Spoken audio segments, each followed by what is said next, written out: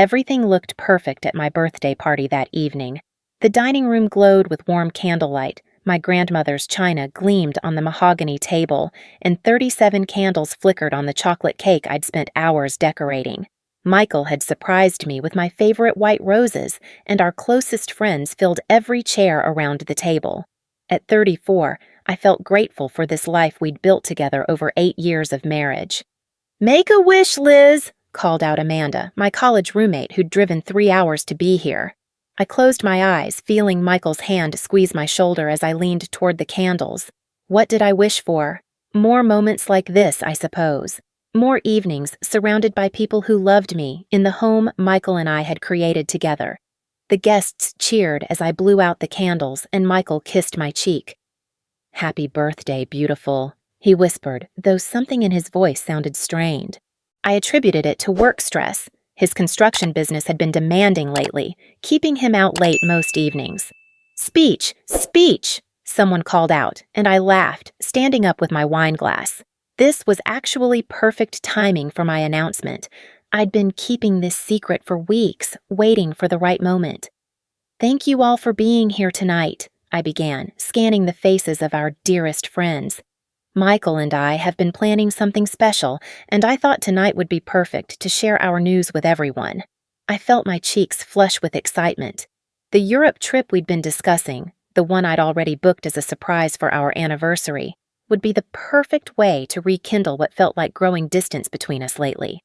Michael's face went pale. "Liz, maybe we should—" The front door burst open. Jessica Martinez stood in our entryway like she owned the place, her long black hair perfectly styled, wearing a red dress that hugged every curve.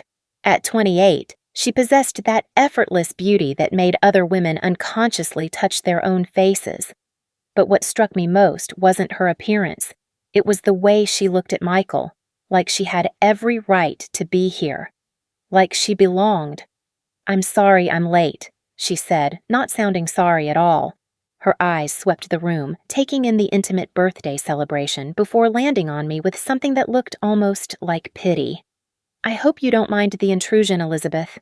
The room fell silent except for the soft jazz playing from the speakers. 30 pairs of eyes darted between Jessica, Michael, and me, sensing the electricity crackling through the air, but not understanding its source. Amanda's fork clattered against her plate. Michael looked like he'd seen a ghost. His hands trembled as he set down his wine glass, and I watched a bead of sweat form at his temple despite the cool evening air. "Jessica, what are you doing here?" "What am I doing here?" She laughed, a sound like breaking glass. "Oh, Michael, we talked about this, about being honest, about not hiding anymore." Her gaze shifted to me, and I saw something predatory flash behind her brown eyes. "Especially from your wife." I remained perfectly still, my hands steady on my wine glass. Inside, my heart hammered against my ribs, but years of meditation practice kicked in. Breathe in for 4 counts, hold for 4, release for 4. I'd learned this technique during those difficult months when Michael's late nights first started, when I'd begun questioning my own sanity. "I'm not sure I understand," I said calmly, though every person in that room could feel the tension thick as fog. "Are you a friend of Michael's?" Jessica's smile widened. "Oh, honey, I'm much more than that." Our dinner guests shifted uncomfortably in their seats. Bob Harrison, Michael's business partner, cleared his throat and started to stand. "Maybe we should give you folks some privacy." "No," I said firmly, surprising myself with the steel in my voice. "Please, everyone stay. This is my birthday party after all." I turned to Jessica, maintaining eye contact. "I'm sorry, but I don't believe we've been properly introduced. I'm Elizabeth Anderson, Michael's wife." "I know exactly who you are," Jessica replied, stepping further into the room uninvited. "I'm Jessica Martinez, and Michael and I have been seeing each other for 8 months." Gasps echoed around the table. Someone's wine glass hit the floor and shattered.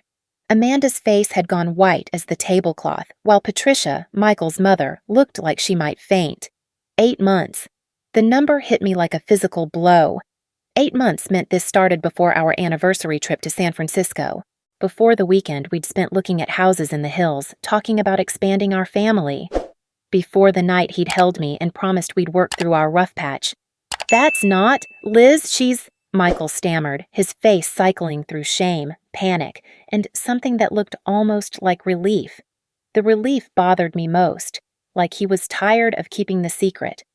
"I'm pregnant," Jessica announced, placing one manicured hand on her still flat stomach. 3 months along. "We're having a baby, Michael." The words hung in the air like smoke. I heard Amanda gasp, heard someone's chair scrape against the hardwood floor, heard the grandfather clock in the hallway marking 8:30 with its familiar chime. But all I could focus on was Michael's face, the way his mouth opened and closed like a fish out of water, the way his eyes darted between Jessica and me, calculating damage, planning his next move.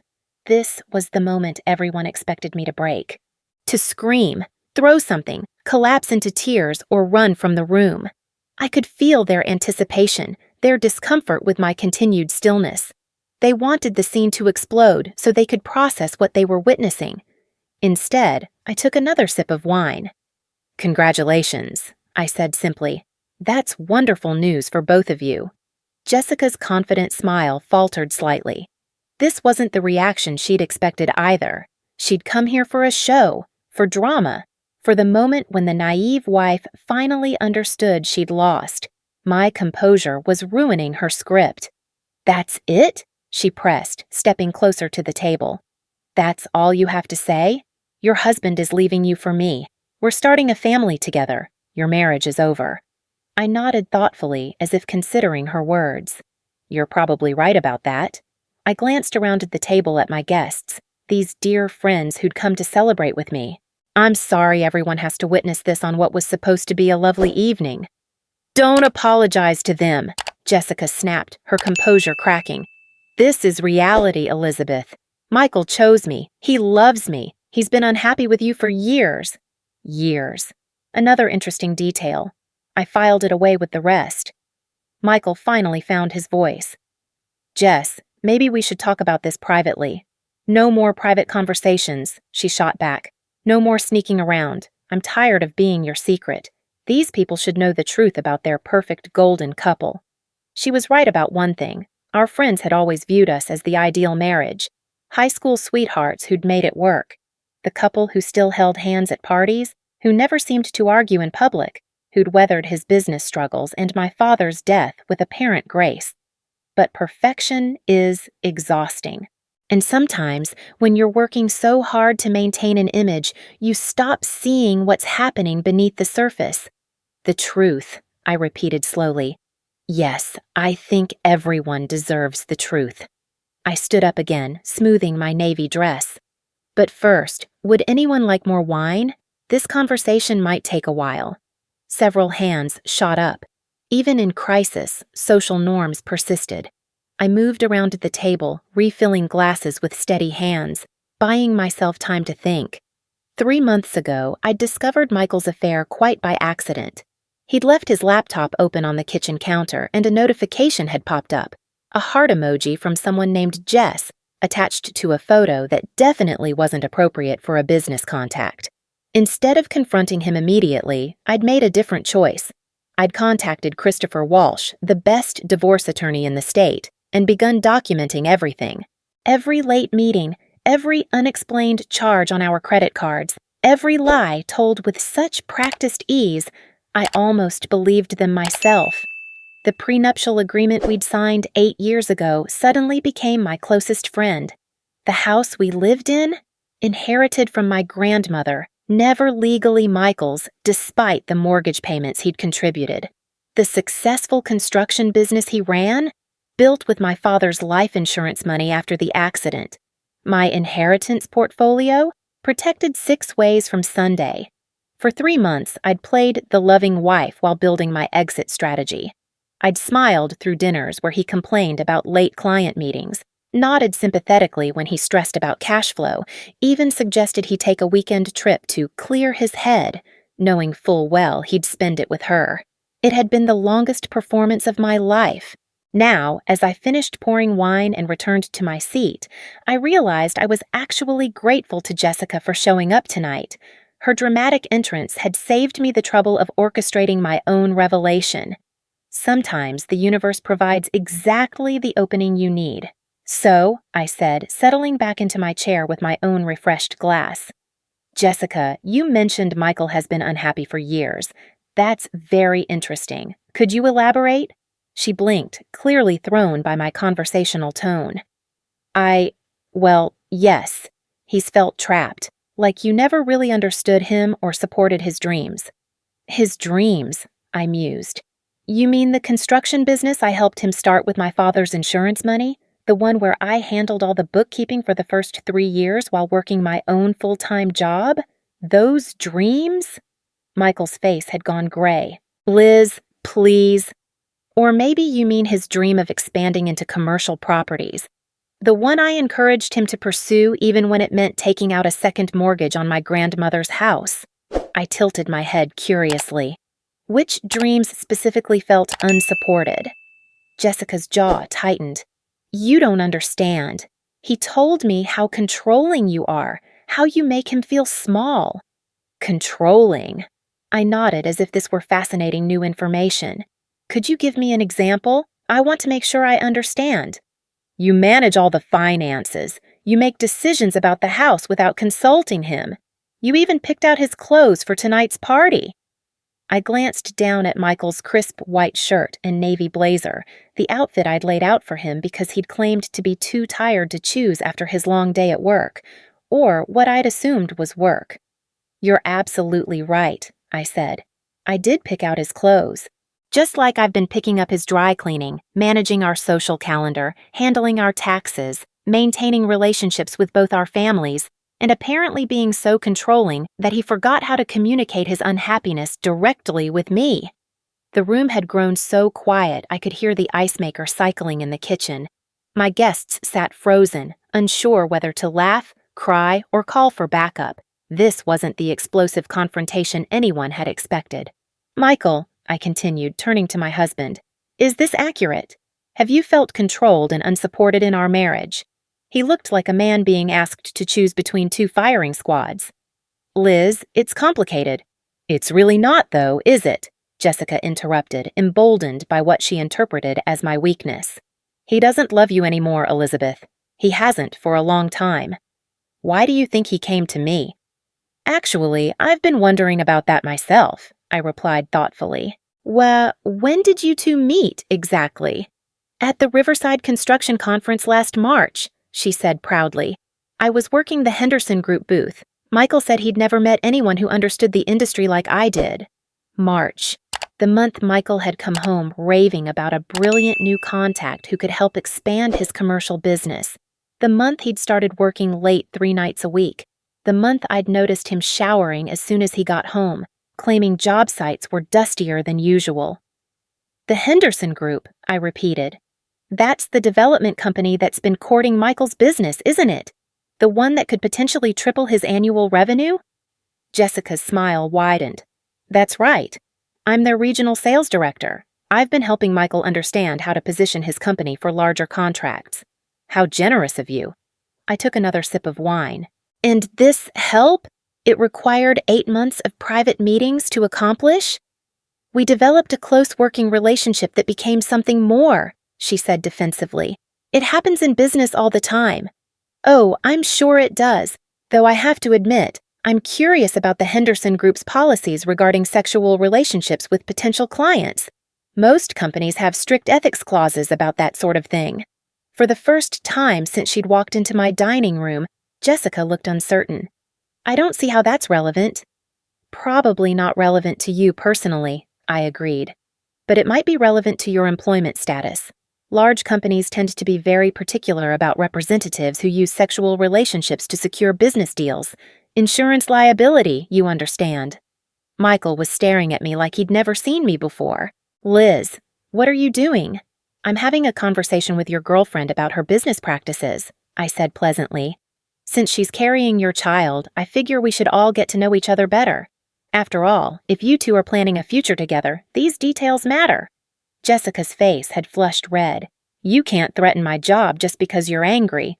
"I'm not threatening anything," I said calmly. "I'm simply observing that professional ethics committees tend to take a dim view of representatives who compromise client relationships, though perhaps the Henderson Group operates differently than other companies I've worked with." The truth was, I'd already made some calls about the Henderson Group after discovering their connection to Michael's new work schedule.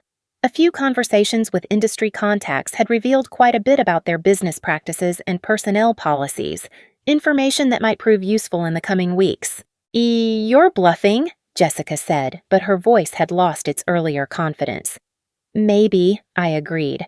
"Or maybe I'm someone who believes in being prepared for important conversations. Speaking of which, I should probably mention that I have my own announcement to make tonight." Michael's face went white. "Liz, please don't—" "Don't what?" I asked innocently. "Don't share my exciting news with our friends, but that was the whole point of tonight's gathering." Jessica stepped closer to the table, her earlier triumph replaced by something that looked almost like fear. "What announcement?" I smiled, the first genuine smile I'd managed all evening. "Well, since we're all being so honest with each other, I think it's only fair that I share my surprise too." The room held its breath. Amanda gripped her wine glass so tightly I thought it might shatter. Patricia had gone pale as her son, while Bob kept glancing toward the door like he was calculating escape routes. "3 months ago," I began, enjoying the way both Michael and Jessica leaned forward despite themselves, "I made a discovery that changed everything." I stood up slowly, my wine glass still steady in my hand, despite the electricity crackling through the room. Every eye was fixed on me, some with curiosity, others with dread. Michael looked like a man watching his execution, while Jessica had taken an unconscious step backward.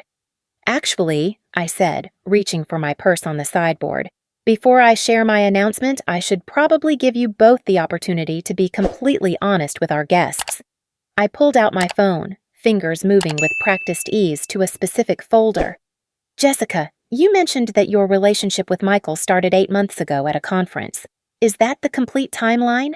She glanced nervously at Michael, who had gone so pale I worried he might actually faint. "I don't understand what you're asking." "I'm asking if 8 months is accurate, or if perhaps your relationship began earlier, say, around Christmas last year?" I held up my phone, showing a photo I'd taken of Michael's credit card statement, because according to his expense reports, he had dinner at Chez Laurent on December 23rd, the same restaurant where you posted an Instagram photo that same evening, tagged with "perfect date night with my mystery man." The silence that followed was deafening. I could hear Mrs. Patterson's grandfather clock ticking in the hallway, the soft hum of the refrigerator, even the distant sound of traffic on Elm Street. But in our dining room, 37 people held their breath. Michael's mouth opened and closed like a fish, gasping for air. "Liz, I can explain." "Oh, I'm sure you can. You've become quite creative with explanations lately." I swiped to another photo. This one's from Valentine's Day. Tiffany's receipt for a diamond bracelet I never received. "But Jessica, that's a lovely piece you're wearing tonight." "The same design, if I'm not mistaken?"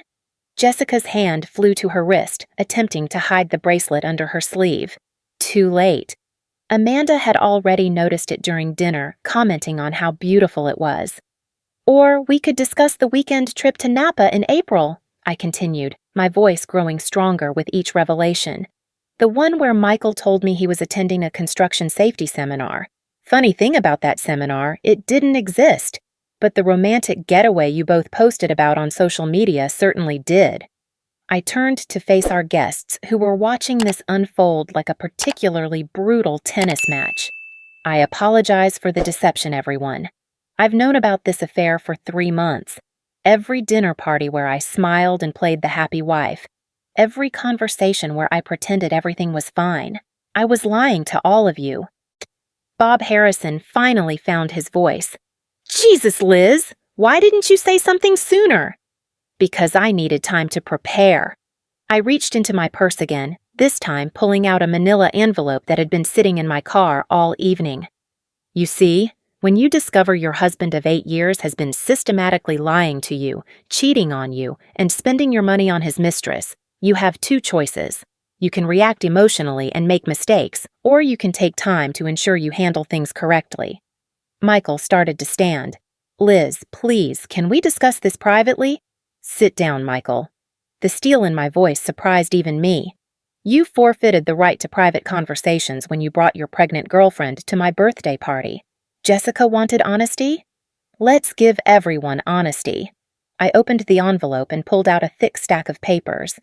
Christopher Walsh is the best divorce attorney in the state. Some of you know him. He handled the Riverside Holdings case last year.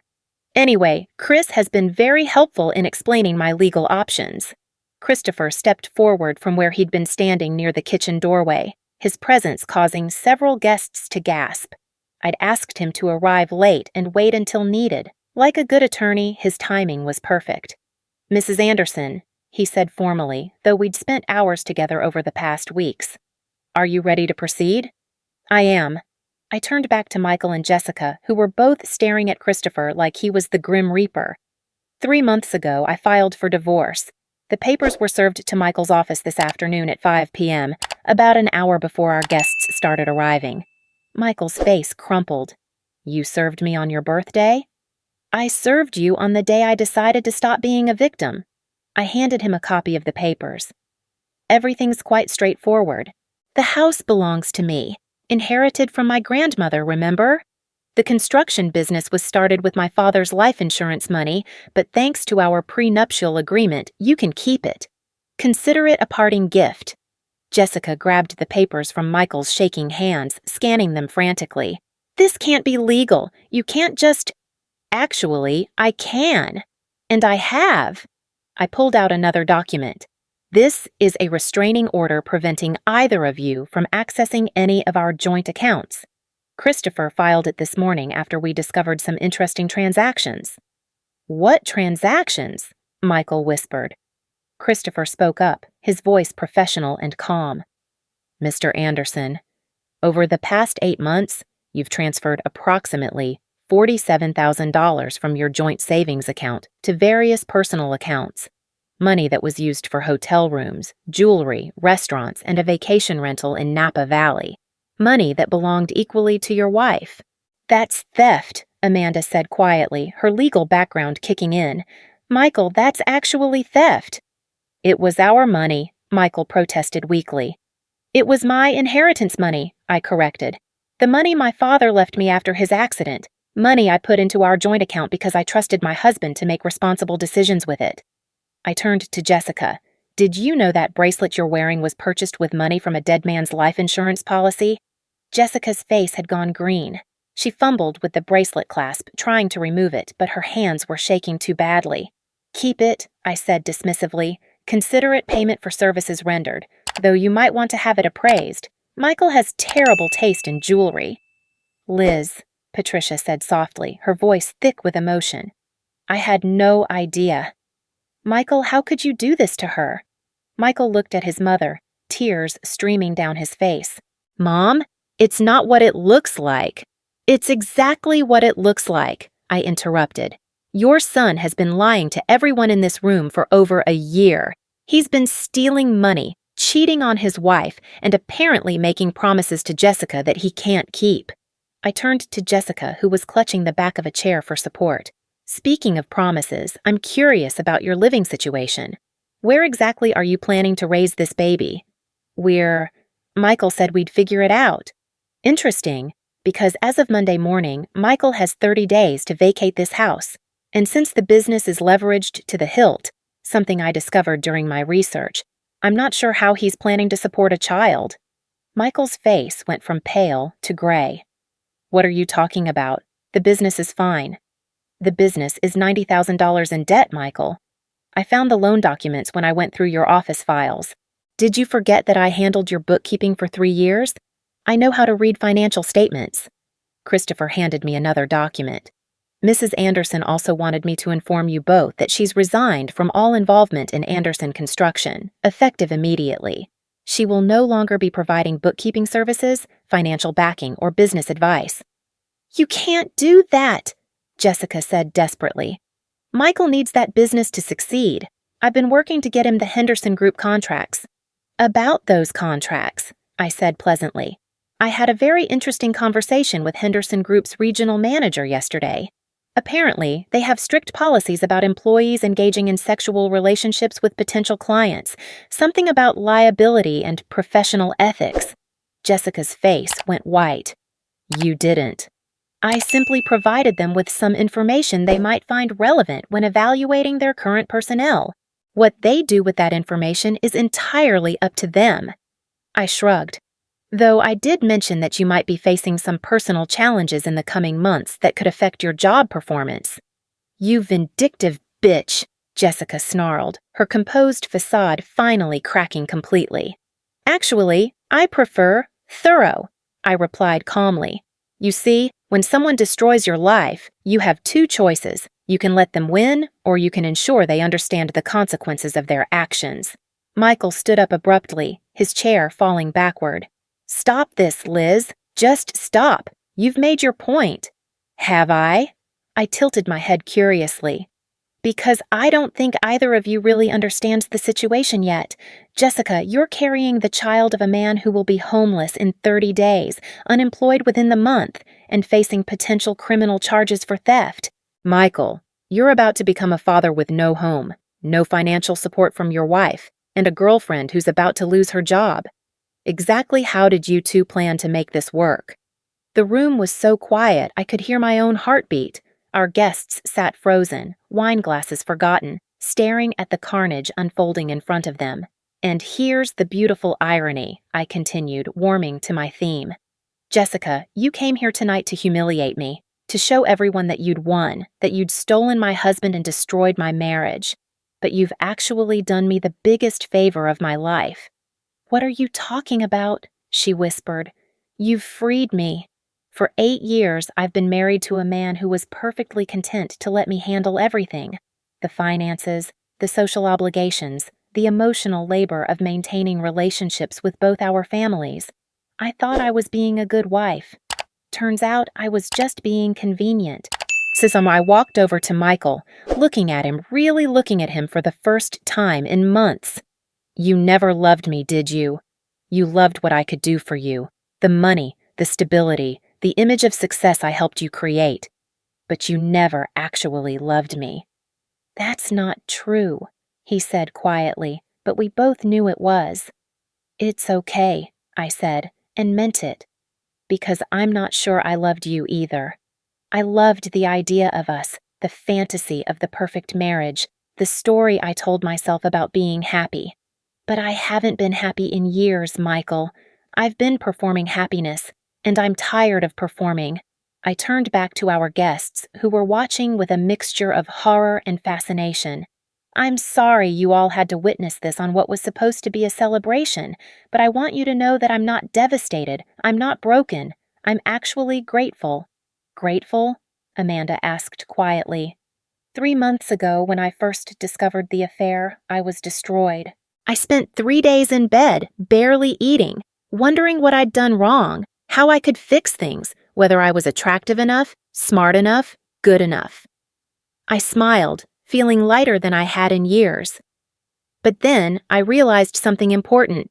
This isn't about me not being enough. This is about Michael choosing to be dishonest instead of addressing his unhappiness directly. I pulled out one final document. So, I spent 3 months preparing for this moment, not just legally, but emotionally. I've been seeing Dr. Caroline Mitchell. Some of you know her practice. She helped me understand that I deserve better than a marriage where I have to be perfect to earn basic respect and fidelity. Christopher checked his watch. Mrs. Anderson, there is one more matter we need to address tonight. Of course. I turned to Michael and Jessica, who were both looking like survivors of a natural disaster. There's been one small complication in your plans that we haven't discussed yet. What now? Michael asked wearily.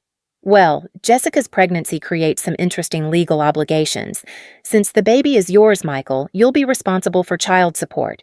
The state has very specific formulas for calculating those payments. That's fine, Jessica said quickly. We can work something out. I'm sure you can.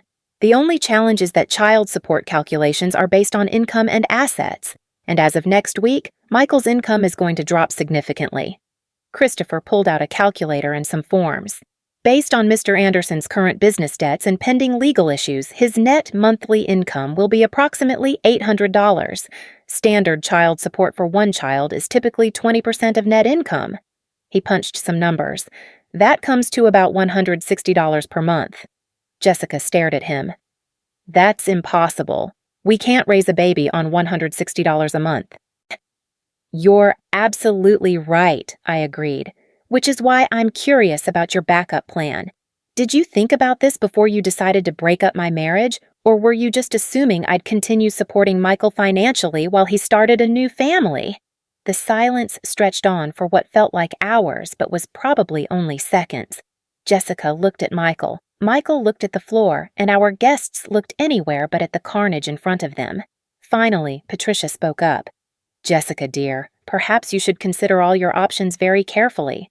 It was the kindest way possible to suggest that Jessica might want to rethink the pregnancy, and everyone in the room understood the subtext. I'm keeping this baby, Jessica said fiercely, though her voice shook. That's your choice, I said gently, and I respect it. But I think you should understand that the fairy tale you've been living in for the past 8 months is over. Michael isn't going to sweep you away to a life of luxury and happiness.